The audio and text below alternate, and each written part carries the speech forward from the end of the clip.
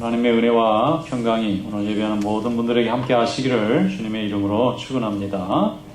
지금부터 한 20년 전에 클린턴 대통령 때에 여기서 1시간 정도 떨어져 있는 텍사스 웨이코라는 곳에서 한 종말론자들과 경찰이 대치를 했는데 그 진압하는 과정에서 70명이 사망하는 참사가 일어났습니다. 나중에 알고 보니까 그분들은 이 종말을 믿는 이상한 기독교 이단 종파 중에 한 분들이었는데 끝까지 그 무기를 내려놓지 않고 대치하다가 전원이 다 어린아이까지 죽게 되는 참 안타까운 일이 있었습니다. 종교가 잘못되면 이렇게 인생을 망가뜨리는 굉장히 무서운 일을 경험하게 됩니다. 한 15년 전에는 고국에서 또 종말론이 일어나서 많은 사람들이 회사도 그만두고 아이 학교도 보내지 않고 일도 하지 않고 종말을 맞이해야 된다고 몰려다니다가 그게 가짜로 밝혀져서 또 사람들이 얼마나 많은 고통을 받았는지 모릅니다. 그래서 생각해 봅니다. 왜 우리 시대만 이렇게 이단 종파들과 이 잘못된 종교들이 이렇게 만연한가?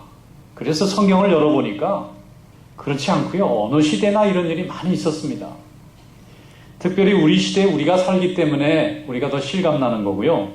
성경에 보면은 이 고린도서 또 초대교회 시대에도 많은 사람들이 헛된 종교와 사상과 가르침에 끌려다니는 일들이 굉장히 많아서 성경에서도 이것을 매우 조심하라고 가르치는 것을 볼 수가 있습니다. 어느 시대나 사람들을 혹세 무민하고 또 정신을 혼란스럽게 만드는 철학과 가르침, 또 종교와 그런 비슷한 사상들이 많이 난무합니다.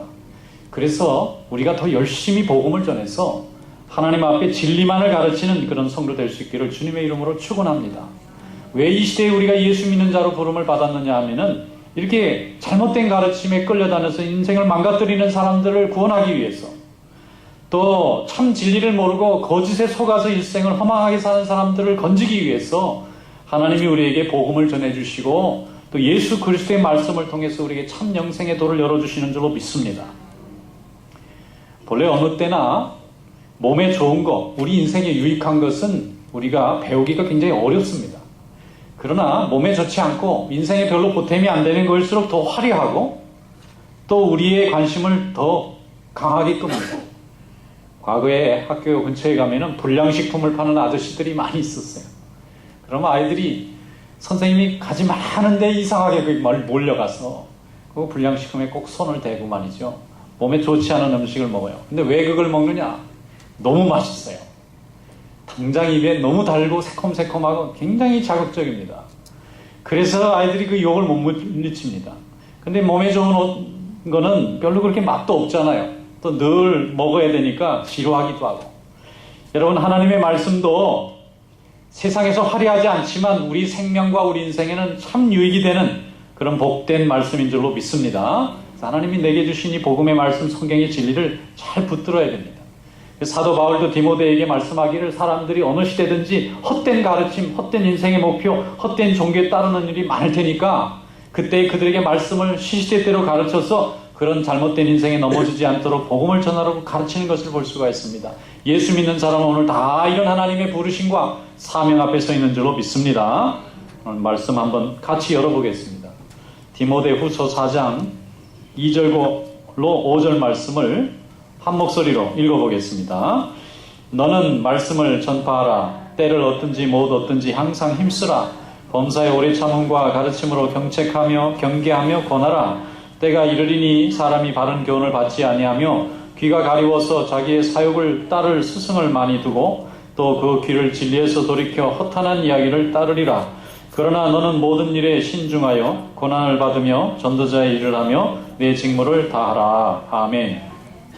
어느 때든지 사람들이 자기 귀가 가리워서, 그러니까 자기의 욕망을 채우기 위해서 또 사욕을 따를 선생을 많이 두고 진리에서 등을 돌리고 허탄하고 잘못된 얘기를 따르는 일이 많을 거라는 것입니다. 바울이 복음 전도하던 시대도 그랬고 예수님 시대도 그랬고 오늘 우리 이 시대도 사람들은 진리보다는 거짓에 더 빨리 현혹이 되고 참된 것보다는 포장된 것에 마음을 빼앗기는 일이 참 많습니다. 그래서 우리 인간은요, 주변에서 어떤 얘기를 듣느냐에 따라서 자기의 인생의 방향과 선택이 상당히 영향을 미칩니다. 우리가 그렇게 대단한 존재가 되질 못합니다. 계속해서 같은 말을 듣다 보면 한 10번 들으면 참으로 믿어져요. 이솝우화에 이런 얘기가 있어요. 아버지와 아들이 나귀를 끌고 장에 가게 됐습니다. 아버지와 아들이 가고 나귀를 끌고 이렇게 가는데 어디를 지나가니까 사람들이 뭐라고 얘기를 해요. 뭐냐면은 참 어리석은 사람이다 이거예요. 아니 그 나귀라는 건 본래 타고 다니게 되어 있는데 왜 바보같이 나귀를 끌고 가냐 이게 다리도 아픈데 올라타고 가면 좋지 않겠느냐. 그러니까 아버지 생각에 그 말이 맞을 것 같아요. 그래서 아들아 네가 나귀를 좀 타라. 그러니까 올려 태우고 자기 이제 나귀를 끌고 가는 거예요. 한참을 또 가다 보니까 또 사람들이 또 뭐라고 한마디를 해요. 그게 무슨 얘기인가 했더니 저게 말이지 이 요즘 젊은 애들이 버릇이 없어서 이렇게 아버지가 타야지 이렇게 아들이 타면 되느냐 이거예요. 아니 아버지가 종같이 앞에서 끌고 가고 아들은 왕같이 타고 가니까 이거 잘못됐다. 그 얘기를 들으니까 또 아버지가 그 말씀도 맞는 것 같아. 그래서 야 아들아 너 좀 내려라. 내가 좀 타야 되겠다. 그래 아들이 이제 앞에서 고삐를 잡고 아버지가 나귀에 올라탔어요. 조금 가다 보니까 또 사람들이 뭐라고 웅성웅성해요. 얘기를 가만히 들으니까 저 아버지는 참 인정머리도 없다. 저렇게 연약하게 생긴 아들을 태우고 자기가 걸어가야지 저기 큰 어른이 쬐끄만 나귀에 올라타가지고 저건 모양이 안 좋다. 그러니까 아버지가 그 얘기를 들으니까 갑자기 부끄러운 마음이 들어요. 야 이거 안 되겠네. 내가 타도 안 되고 아들도 타도 안 되고 야 안 되겠다. 같이 타자. 그래 나귀에 아들도 태우고 아버지도 타고 둘이 한참 가고 있는데 또 사람들 소리가 들립니다. 뭐라고 얘기하냐면 저 말도 못하는 짐승이라고 저기 사람들이 둘이 올라타가지고 완전히 짜부러지게 생겼는데 저 짐승 불쌍하다 그러는 거예요. 그 얘기를 들으니까 그것도 맞는 것 같아. 야 내리자. 내려가지고 방법이 없어요. 이렇게 타도 안 되고 저렇게 타도 야 나귀를 들고 가자. 그래가지고 아버지와 아들이 나귀를 메고 그러고 갔다는 거예요. 이솝우화에 나오는 얘기인데 이게 뭘 얘기하죠? 사람들은요 자기 혼자 자기 판단으로 사는 것 같지만 엄청난 영향을 주변 사람들이 말 속에서 받고 사는 거예요. 자기도 모르게 사람들의 얘기가 내 생각이라고 생각하고 내가 보는 이 뉴스가 내 생각인 줄 알아요. 다른 사람의 생각인데 비판 없이 나도 모르게 내재됩니다. 많은 얘기를 듣다 보면 어느새 나도 그 사람과 같은 여론이 되어버립니다. 이 시대는 내 주장은 없고 사람들이 생산해내는 수많은 여론과 오피니언에 내가 그냥 저절로 끌려가는 세상에서 살아가고 있습니다. 우리 마음속에는요 뭔가 비어있는 상태는 없어요. 뭔가가 채워져 있습니다. 근데 이게 무엇으로 채워져 있느냐가 중요하겠죠. 여러분 하나님 말씀이 채워주시길 축원합니다. 이게 첫째고 두 번째는 교양으로 채워주면 좋겠죠. 교양 있는 사람 좋잖아요. 근데 교양도 안 채워지는 욕망이 채워지는 사람이 있어요. 욕망 채워진 사람. 거기에 죄가 채워지면 얼마나 심각한 문제가 생기는지 모릅니다.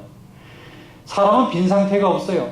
공기가 채워져 있지 않으면 물건이 채워져 있는 거고 물건이 채워져 있으면 공기는 빠져나가는 것입니다. 물이 채워져 있으면 공기는 못 있고 또 물이 채워져 있으면 다른 금속도 빠져나갈 수밖에 없는 것처럼 우리 마음도 이렇게 중립 상태는 없어요. 뭔가 세상의 생각이 들어있으면 하나님의 생각은 벗어나 있는 거고 하나님의 생각으로 충만하면 세상의 생각은 물러나게 되어 있습니다.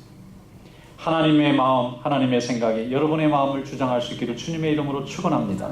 주님의 평강이 여러분의 마음을 주장할 수 있기를 축원합니다. 주님의 말씀과 능력이 아니면 세속의 생각이 내 마음을 주장할 수밖에 없습니다.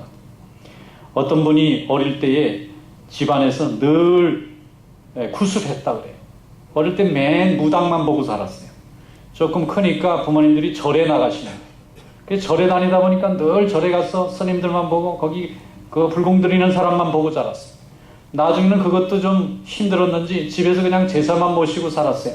근데 부모님들이 나이가 드시면서 교회를 나가게 됐는데 교회 가니까 예배 드리고 찬양하고 교제하고 이거야말로 참된 종교로다. 교회에서 이분이 참 안식을 드렸어요. 다른 데 가서는 마음이 안 편해요. 늘 불안하고 늘 쫓기고 뭔지 안 하면 안 되는 이 율법에 짓눌려 살았는데 교회에 나와서 은혜 받고 보니까 이 의무가 아닌 거예요. 하나님을 믿는 것은 감사와 감격이지. 이게 의무와 불안감을 피하기 위해서 뭔가를 해결하기 위해서 맡기 위한 것이 아닙니다. 우리 인간은 그렇게 계속 의무감으로는 살 수 없는 것입니다. 많은 사람들이 귀가 가리워서 각 시대마다 자기의 사욕을 따를 스승을 많이 두고 진리에서도 이렇게 허탄한 이야기를 쫓아가는데 이것이 인간의 본성입니다. 바울의 시대도 그랬고 지금 이 시대도 마찬가지입니다. 그래서 우리에게 복음이 필요한 줄로 믿습니다. 복음은 기쁜 소식이잖아요. 참된 소식이고 길이요 진리요 생명 되시는 예수 그리스도의 말씀이 바로 우리에게 복음이 되는 줄로 믿습니다. 사도 바울이 예수를 만나기 전에는 교회를 핍박하던 사람이었어요. 이 사람이 왜 핍박을 했느냐면 율법의 머릿속에 생각에 꽉 차 있었어요. 율법의 특징이 뭡니까? 그건요, 법에 맞느냐 틀리느냐가 선과 악의 기준이 되는 것입니다. 율법에 맞춰서 이게 제대로 합당하면은 그건 선이지만 율법의 이 잣대에 맞지 않으면 다 죄, 악입니다. 그래서 율법의 잣대를 가지고 사람의 인생을 재보고 틀리면 잡는 거예요. 그러니까 항상 율법을 들고 다니는 사람은 남을 지적해야 되고 책망해야 되고 야단쳐야 되고 심지어는 없애야 됩니다. 그러니까 자기 자신도 마음이 평안한 적이 없고 그 사람과 만나는 사람마다 항상 율법의 판단자를 만나야 되기 때문에 마음이 늘 불편했어요. 다른 사람도 불편하게 했지만 가장 불행한 사람은 바로 사도 바울 자신이었습니다.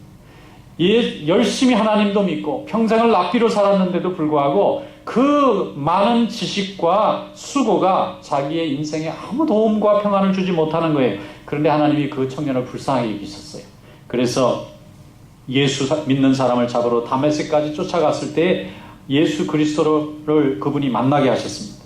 그때 변화받았어요. 그래서 사울이 발견한 것은 하나님을 믿는 것은 율법이 아니고 은혜라고 하는 것을 깨달았어요.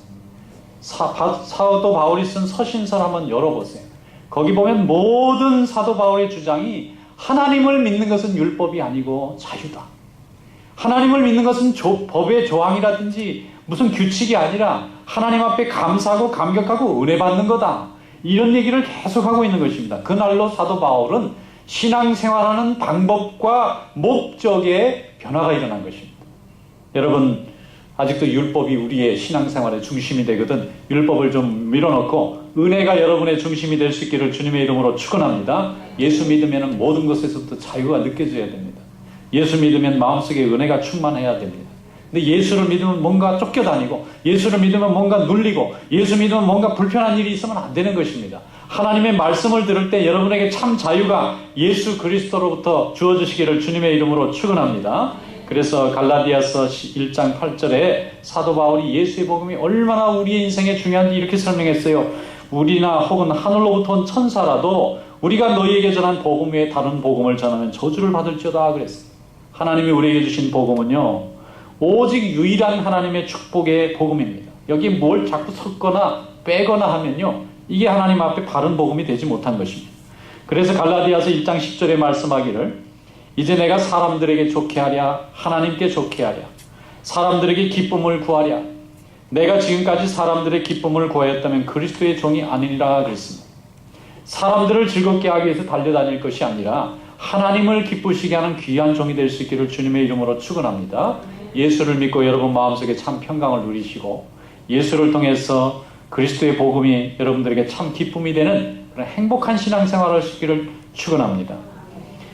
영국의 옥스퍼드 대학에 C.S. 루이스라는 유명한 교수가 있었어요. 근데 이 사람은 전형적으로 아주 무신론으로 똘똘 뭉친 사람.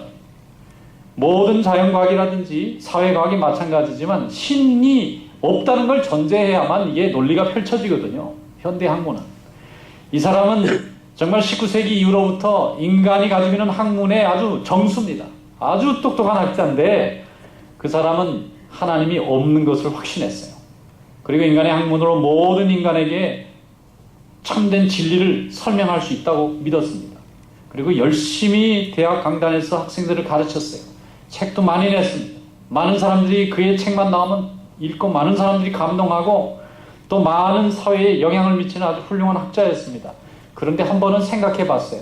자기가 이렇게 열심히 가르치는 학문을 통해서 사람들에게 무슨 유익을 주고 있나 생각해 봤더니 아무도 유익한 사람이 없는 거예요. 자기만 열심히 분석하고 설명했지 그걸 통해서 사람이 변화받는 사람이 없는 거예요. 그러면서 생각해 보는 것입니다. 이 귀하고 좋은 학문이 왜 사람 하나도 변화를 시키지 못할까? 그래서 이분이 고민하다가 절대로 진리가 아닐 거라고 믿었던 성경을 좀 가져다 놓고 한번 읽어보게 되었어요. 성경을 읽다 보니까 학자의 눈으로 볼 때는 엉성하게 그지 없습니다. 논리도 없어요. 여기는 뭐 일관성도 없는데 한 가지 일관성이 있어요. 그거는 하나님이 살아계시다는 것과 그걸 체험한 사람들이 각각 자기 입장에서 다양하게 했지만 공통적으로는 그분이 있다는 걸 확신하는 사람들만 그 책을 믿고 쓰고 읽고 있다는 것이에요. 그래서 C.S. 루이스가 감동했어요. 거기서 변화받았습니다. 이 사람은 뭐 병이 나서 하나님을 만난 것도 아니고 무슨 사업이 망했다가 하나님을 만난 것도 아니고 순전히 성경 말씀을 보다가 자기가 세우는 학문의 세계가 얼마나 허구 위에 떠 있나 하는 것을 알고 회개했어요. 그리고 그때부터 예수를 학문적으로 연구하고 학문을 통해서 자기가 학문의 언어로 사람들에게 예수의 하나님 되심을 설명하는 삶을 살기로 결단했어요. 그래서 그때부터 유명한 책들을 많이 냈습니다. 그동안은 무신론의 책을 썼는데 이분이 유신론의 책을 썼어요. 그전에 하나님을 부인하는 책을 썼는데 이제는 하나님이 살아계신 것을 증거하는 학자의 책을 쓰기 시작했습니다. 많은 사람들이 그의 책을 읽고 지금도 많은 지식인들이 주님께 돌아오고 있는 줄로 믿습니다. 다니엘서 12장 3절에 말씀하기를 지혜 있는 자는 궁창의 별과 같이 빛날 것이요 많은 사람을 옳은 대로 돌아오게 하는 자는 별과 같이 영원토록 빛나리라 그랬습니다. 여러분, 하나님 앞에 사람들이 전도되어져서 돌아오게 한 그 일을 한 사람은 하늘의 별과 같이 또 해와 같이 빛나도록 하나님이 만들어주실 줄로 믿습니다. 우리가 사람들에게 칭찬받을 것이 아니라 하나님께서 우리에게 칭찬받는 것이 우리 인생의 최고의 목적이라면 그 중에 제일 칭찬받을 수 있는 전도하는 것입니다. 영혼 권하는 것입니다. 하나님의 말씀을 증거해서 그의 삶에 변화가 나타나고 열매가 나타나도록 만드는 것이 하나님 앞에 우리가 가장 칭찬받는 인생이 되는 줄로 믿습니다. 어떤 분이 교회를 다니다가 너무 낙심을 해서 교회를 쉰 사람이 있어요. 그래서 제가 열심히 간곡하게 말했습니다. 교회는 내 마음의 상태와 관계에 있어서 예배를 드리고 마음의 상태와 관계에 없어서 예배를 안 드리고 그렇게 되는 것이 아닙니다. 이거는 생명과 결부되어 있는 일이기 때문에 우리 영혼이 살고 죽는 거기 때문에 그 마음의 어려움은 항상 믿음으로 이기고 예배는 변함없이 하나님 앞에 드려야 할 의무와도 같은 것입니다. 그런데 이분이 안 듣고 교회를 쉬면 좀 나아질 것 같아요. 사람을 안 보면 좀 나아질 것 같아요. 교회에 이런 거 저런 거 생각 안 하면 좀 나아질 것 같아서 휴식을 하겠다 해서 방학에 들어갔어요. 방학에 들어갔는데 빨리 방학 끝나고 오라 그랬더니 안 와요. 자꾸 한 달, 두 달, 1년, 2년, 3년 한 몇 년 지나고 나서 우연히 만났는데 그분의 삶이 바뀌었더라고요. 하나님이 없는 삶이 되었어요. 그가 사고하고 생각하고 표현하고 관심을 두는 대상이 전혀 하나님이 없어요. 너무 안타깝습니다. 세속의 생각이 꽉 들어차 있어요. 세속의 영광만을 바라보고 있어요. 과거에는 하나님의 영광을 위해서 너무나 멋있게 살았던 분인데 하나님의 전에 오지 않고 말씀을 오랫동안 끊으니까 그저 세속의 사람이 되는 거예요. 여러분, 하나님 앞에 나와서 우리가 매주 예배드리고 말씀 들으니까 우리가 이만한 믿음을 갖고 사는 것입니다. 이런 하나님의 축복을 받는 것입니다. 근데 이거 끊어놓고 좀 쉬면 되겠다. 쉬는 게 아닙니다. 믿음을 잃어버리는 거예요. 여러분, 하나님 앞에까지 헌신하고 말씀 중심의 삶이 되는 그런 복된 삶이 되시길 축원합니다. 마태복음 6장 24절에 예수님이 이렇게 말씀하셨어요. 한 사람이 두 주인을 섬기지 못할 것이니 혹 이를 미워하고 저를 사랑하거나 혹 이를 중히 여기고 저를 경히 여길 것임이라. 너희가 하나님과 재물을 겸하여 섬기지 못하느니라 그랬습니다. 여러분, 세상과 하나님은 겸해서 섬기지 않습니다. 우리가 세상에 속하면 세속의 일을 하게 되고 하나님의 전에 속하면 하나님이 기뻐하시는 일을 저절로 맺게 되어 있어요. 그래서 그분 안에 거하면 저절로 그분의 열매를 맺도록 되어 있는 것입니다. 그래서 하나님의 교회 와서 예배하고 말씀 듣고 예배 드리는 것이 얼마나 중요한지 몰라요. 예수님에게 밤에 찾아왔던 니고데모라고 하는 아주 훌륭한 학자가 있습니다. 이 사람은 높은 의원의 신분도 가지고 있었어요. 근데 마음으로는 예수님을 섬겨도 사람들 앞에 내가 예수님의 제자라고 드러낸 적이 없습니다. 그런데 예수님이 십자가에 못 박혀서 돌아가셨어요. 그날 니고데모는 생각했습니다. 이분은 하나님의 아들이 맞구나. 왜냐하면 당신이 말한 대로 살았으니까. 당신이 말한 대로 죽었으니까. 예수님의 말씀은 뭐지요? 하늘의 미랄이 땅에 떨어져 죽으면 많은 사람을 구원의 길로 인도하는데 내가 죽으러 왔노라 했거든요. 그런데 니고데모는 생각했어요. 저분이 말만 저렇게 하고 정말 안 죽으면 그리스도가 안 될 텐데. 근데 예수님이 정말 말씀하신 대로 십자가에 못 박혀서 돌아가시는 거예요. 또 하루 만에 재판받고 억울하게 돌아가셨는데도 온 만민에게 구원의 길을 여시는 거예요. 그래서 그때 손들고 자기가 예수님의 제자라고 자기 정체를 밝혔습니다. 그리고 빌라도에게 가서 당당하게 예수님의 시체를 내달라고 그랬어요. 그래서 장사 지내게 했습니다. 아마 그는 과거에는 숨은 제자였지만 이제는 공개된 제자로 초대교회를 세우는 데 많은 역할을 했으리라고 믿습니다. 여러분, 열심히 하나님을 위해서 헌신하고 하나님의 역사를 이뤄가는 귀한 종들 될 수 있기를 축원합니다. 주님 앞에 우리의 삶을 헌신하면 하나님은 우리의 삶의 축복으로 채워주실 줄로 믿습니다. 어떤 그 부부가 있었는데 사업을 하시면서 교회를 안 다니는 분이 있었어요. 그런데 사업이 기울어지니까 부인이 안타까워서 고민하고 있을 때 어떤 분이 와서 교회를 가서 좀 기도를 하면 좋다 그래요. 그래서 그분을 따라서 교회를 나가게 되었는데 남편은 모릅니다. 나중에 남편이 가만히 보니까 사업도 어렵고 지금 집안도 어려운데 부인이 자꾸 없어지는 거예요. 그래서 이 부인이 어디를 갔나 그래서 걱정도 되고 아무리 찾아봐도 부인이 몰래 어디를 가는데 어디를 갔다 오는지를 모르겠어요. 나중에 몰래 따라가 봤더니 교회를 가는 거예요. 그래서 부인을 데려다 놓고 여보 지금 사업도 어렵고 집안도 어려운데 왜 그런 데를 자꾸 다니느냐 그랬더니 여보 거기 가면 은혜 받고 위로를 받고 내가 편해요. 남편이 이해를 못하니까 자꾸 못 가게 합니다. 그런데 부인은 못 가게 하는데도 예전에는 남편 말씀을 잘 들었는데 전혀 안 들어요. 이 문제는. 그래서 열심히 교회를 다니는 거예요. 나중에는 완전히 이제 사업이 망해가지고 아무것도 할 일이 없게 되었습니다. 그런데 이제 남편이 부인을 따라서 교회를 가봤더니 교회 가니까 사람들이 열심히 기도하고 뭔지 새로운 목적을 가지고 사는 모습으로 보이는 거예요. 그래서 그분이 거기서 은혜를 받았어요. 그래서 부인과 함께 교회 생활하면서 지금은 교회 좋은 일꾼이 된 줄로 믿습니다. 하나님께서 우리를 부르시는 것은 우리를 망하게 하시려고 하는 것이 아니라 우리에게 복을 주시려고 우리가 과거에 알지 못했던 새로운 하나님의 역사를 보게 하시려고 우리를 부르시는 줄로 믿습니다. 그러므로 우리는 모두 다 은혜의 빚진 자입니다. 구원의 빚진 자예요. 그래서 우리가 복음을 증거해야 됩니다. 어떤 동네에 신문 배달하는 총각이 있었는데 추운 겨울에 가난한 총각이죠. 신문을 막 던지고 가는데 어느 집에 문이 벌컥 열리더니 아저씨가 어이 총각 잠깐 일로 돌아서 아침 먹고 가 그러시는 거예요. 지금 제가 돌려야 될 일이 많습니다. 그럼 다 끝나고 와. 그래서 이제 그냥 갈 수 없을 때 찾아갔더니 들어오라고 그랬더니 집에 그 식구들이 밥을 맛있게 차려가지고 먹으라는 거예요. 그러자 너 배고픈데 먹다 보니까 밥도 맛있지만 자기를 이렇게 추운 겨울에 자기 가난한 학생을 배려해주는 그 주인 아저씨가 고마워서 막 눈물도 나고 감격을 했어요. 그래서 어떻게 해서 이렇게 저에게 좋은 것을 해주십니까? 그랬더니 나도 거저받았으니까 거저주는 거야. 학생도 나중에 커서 훌륭한 인물이 되거든 나같이 이렇게 어려운 사람 밥도 좀 사주고 그래 그랬대요. 그래서 이분이 나중에 정말 그렇게 성공해서 또 자기도 어려운 사람 보면 밥을 사주고 싶은 거예요. 여러분 은혜는 이와 같이 거저받았으므로 거저주는 것인 줄로 믿습니다. 우리가 예수 믿을 때에 거저 축복을 받았어요. 이 귀하고 복된 것을 아무 대가 없이 받았어요. 특별히 예수님께서 생명을 우리에게 아무 대가 없이 주신 줄로 믿습니다. 그렇기 때문에 우리가 복음을 증거하는 그런 사명이 있고 축복이 있는 줄로 믿습니다.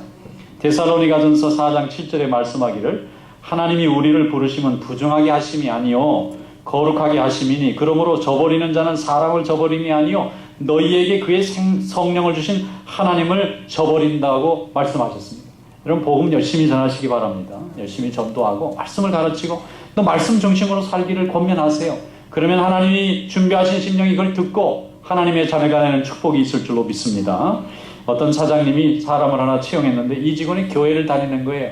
근데 다 마음에 드는데 그게 잘 마음에 안 들어요.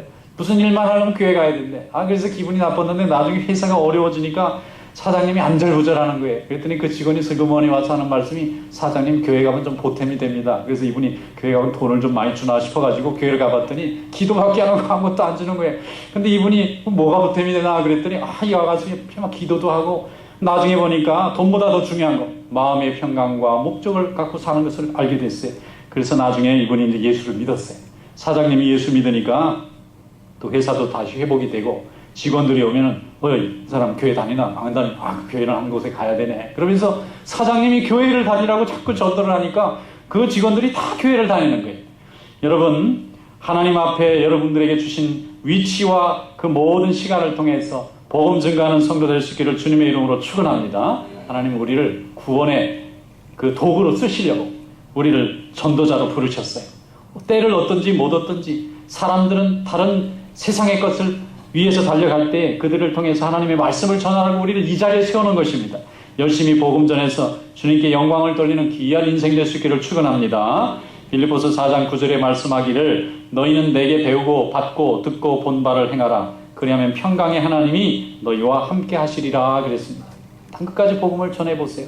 내가 어느 곳에 있든지 너희와 항상 함께 있으려는 하나님의 축복, 주님의 임재, 주님의 보호와 인도하심, 이 모든 하늘의 기쁜 것을 다 여러분이 체험하게 될 줄로 믿습니다. 이런 믿음의 역사가 함께하는 귀한 삶이 되시기를 주님의 이름으로 축원합니다.